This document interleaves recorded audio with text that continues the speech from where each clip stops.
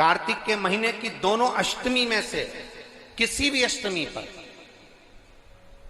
चाहे उजाले की हो चाहे अंधेरे की, शुक्ल पक्ष की हो चाहे कृष्ण पक्ष की, एक बेलपत्र 3 शमी पत्र आप कभी दिल से, कभी मौका मिले हृदय से, दामोदर मास में, कार्तिक मास में अशोक सुंदरी वाली जगह का स्पर्श कर कर भगवान शंकर के शिवलिंग पर एक बार समर्पित कर कर देखना, और दूसरे वर्ष इंतजार करना कि तुमने कार्तिक महीने में अष्टमी के दिन बाबा को शमी पत्र और बेलपत्र दिया था, क्या बाबा ने तेरे घर में धन और वैभव दिया कि नहीं दिया? जो स्थिति में गाड़ी चल रही थी वो स्थिति की गाड़ी तेरी पार हुई कि ना हुई?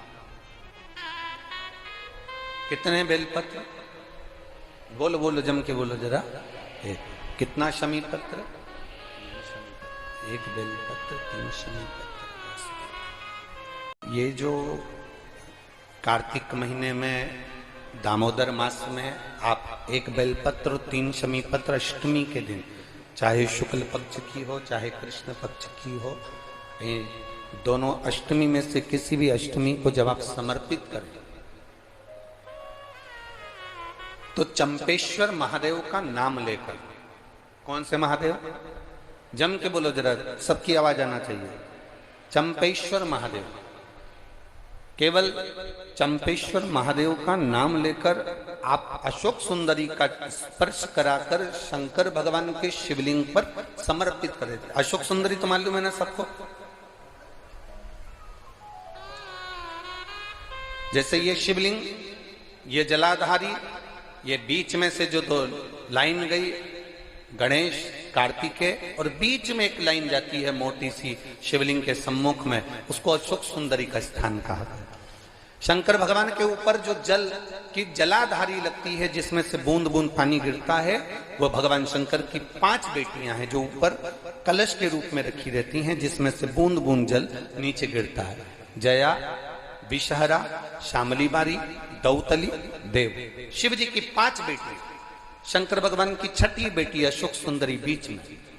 जब आप बेलपत्र 1, शमी पत्र 3, चंपेश्वर महादेव का नाम लेकर अशोक सुंदरी का स्पर्श कराकर भगवान शंकर को जब आप समर्पित करेंगे इस कार्तिक महीने में, दामोदर मास में, अष्टमी तिथि के दिन, चाहे वो शुक्ल पक्ष की हो चाहे वो कृष्ण पक्ष की हो, अष्टमी तिथि को अगर समर्पित करते हैं तो आप वर्ष भर में इंतजार कर कर जरूर बताना कि तुम साल भर पहले जितना कमाते थे, वर्ष भर पहले तुम जो व्यापार व्यवसाय कर रहे थे, साल भर से जो नौकरी के लिए प्रयास कर रहे थे, उसमें सफलता आपको अगले वर्ष की दामोदर मास आने से पहले मिली कि नहीं मिली, वो स्मरण आपके भीतर होना चाहिए। कहते हैं सोमवार के दिन की अष्टमी पढ़ने पर, कौन से दिन? सोमवार के दिन कौन सी तिथि? जम के बोलो, अष्टमी। सोमवार के दिन अगर अष्टमी तिथि पड़े और उस दिन अगर 5 बेलपत्र भगवान शिव को समर्पित कर दी जाए तो व्यक्ति जो सोचकर, जिस कामना से, जिस मनवांछित फल के लिए बेलपत्र चढ़ाता है, उसकी वो कामना मात्र 3 महीने में पूरी हो जाती है। मात्र 3 महीने। मतलब आपको इंदौर की कथा में बताया था, जिस दिन शंकर और पार्वती के मिलन का दिवस हो, और केवल एक माता पार्वती के अकेले मिलन का नहीं, 64 योगनियां तक भगवान शंकर से मिलने के लिए आती है।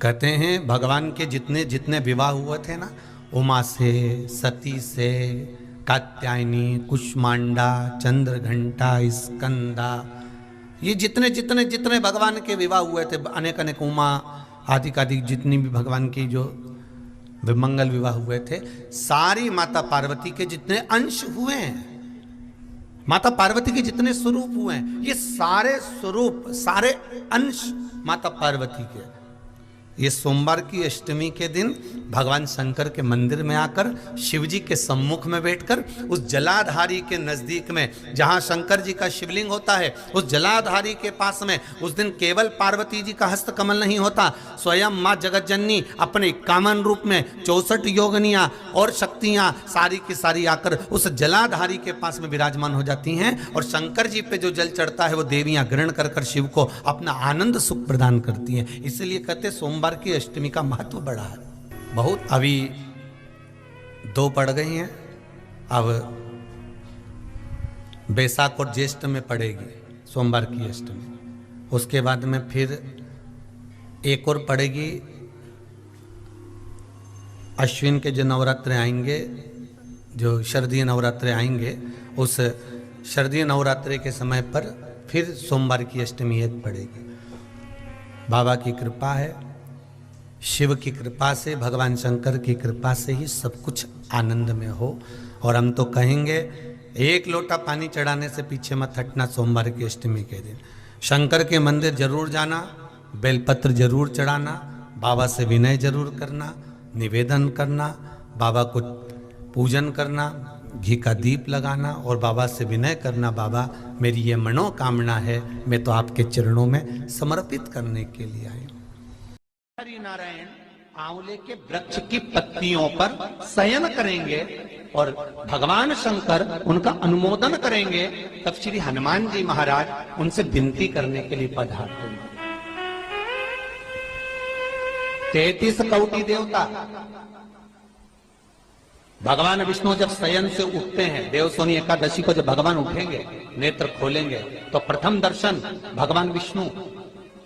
श्रीमद् भागवत कथा, स्कंद पुराण, पद्म पुराण, अग्नि पुराण, जितने भी पुराण उठाना चाहे सारी पुराणों को उठाकर देखना कि प्रथम वर्णन आपको मिलेगा कार्तिक महत्तम का, कि भगवान नारायण सर्वप्रथम जब नेन खोलते हैं अपनी देव सोनी एकादशी से सोकर देव उठनी एकादशी पर जब उठते हैं तो भगवान नेत्र खोलकर सबसे पहले किसका दर्शन करते हैं? किसका दर्शन? स्कंद पुराण कहती है, विष्णु पुराण कहती है कि भगवान नारायण जब नेत्र खोलते हैं तो खुद की अर्धांगिनी लक्ष्मी भी नहीं, महाराज ब्रह्मा आदिकादिक देवता सब खड़े और भगवान नेत्र नहीं खोलते। कब तक? जब भगवान शंकर अपने ही मुख से भगवान श्री हरि का गुणगान नहीं गाते, डमरू का नाद नहीं। आंवला नवमी का आप लोग साधना करते होंगे। जब कार्तिक के महीने में आंवला नवमी का व्रत आता है तो जो उपास नहीं भी रखते हो, जो पूजन नहीं भी करते हो, उनसे मेरा निवेदन है कि स्कंद पुराण में कार्तिकेय के पावन चरित्र में स्कंद पुराण में स्पष्ट किया गया। और कल्याण का कार्तिक खंड पढ़िएगा, कभी योग लगे तो गीता प्रेस गोरखपुर का कार्तिक खंड पढ़िए, आप पढ़ेंगे तो उसमें मिलेगा आपको कि आंवला नवमी के दिन आंवले के पेड़ के नीचे घी का दिया लगाकर मध्याह्न से पहले, दोपहर के 12 बजे से पहले आंवले के पेड़ के नीचे आंवला नवमी के दिन कार्तिक के महीने में स्कंद पुराण कहती है जो घी का दिया लगाकर पूजन कर कर अपना पल्लू पसार कर आंवले के वृक्ष की डाली में से उस पे लगी हुई थोड़ी सी छाल को अपने अंगूठे और चीटी उंगली से अपने पल्लू में गिराकर ले जाकर लाल कपड़े में हल्दी के साथ अपनी तिजोरी में, अलमारी में रख लेता है। उसके घर में कभी बरकत की कमी नहीं होती, उसके घर में कभी संपदा की कमी नहीं होती, उसके घर में धन, वैभव, सत्ता बढ़ती है, बढ़ती है। आंवला नवमी की कथा में एक प्रसंग आता है। आंवला नवमी का पूजन आपको करना आता है, व्रत करने वाली माताएं व्रत करती है, आंवले के पेड़ के नीचे जाकर पूजन करना, भोजन करना, आंवले का वृक्ष की छाया में बैठना, उस दिन किसी को अपशब्द ना कहना, आंवले की पूजन कर कर अपनी झोली को पसार कर चीटी उंगली और अंगूठे से आंवले की छाल को थोड़ा सा पल्लू में गिरा लेना, उस छाल को ले जाकर अपनी बरकत में, अपनी अलमारी में, अपनी तिजोरी में रख देना, यह आंवला नवमी की पूजन का विधान है। संपदा के एक बहुत अच्छा समय रात्रि के 9:15 का एक समय होता है। जिस व्यक्ति का रोग, बीमारी समाप्त नहीं हो रही हो, हॉस्पिटल में पड़ा हुआ है, कोई बहुत भारी बीमारी में ग्रसित है, छूट ही नहीं पा रहा, तो रात्रि को 9:15 पर किसी भी दिन शंकर भगवान के शिवलिंग का, जो तुम्हारे घर में शंकर जी विराजमान हो उसका, या शंकर जी के मंदिर में जाकर शंकर जी का थोड़ा सा जल, उसमें थोड़ा सा आंवला पड़ा हुआ, मतलब आंवले के पानी से शंकर का अभिषेक पूजन कर लीजिए। उसका नाम लेकर कर लो जो रोग से ग्रसित हो।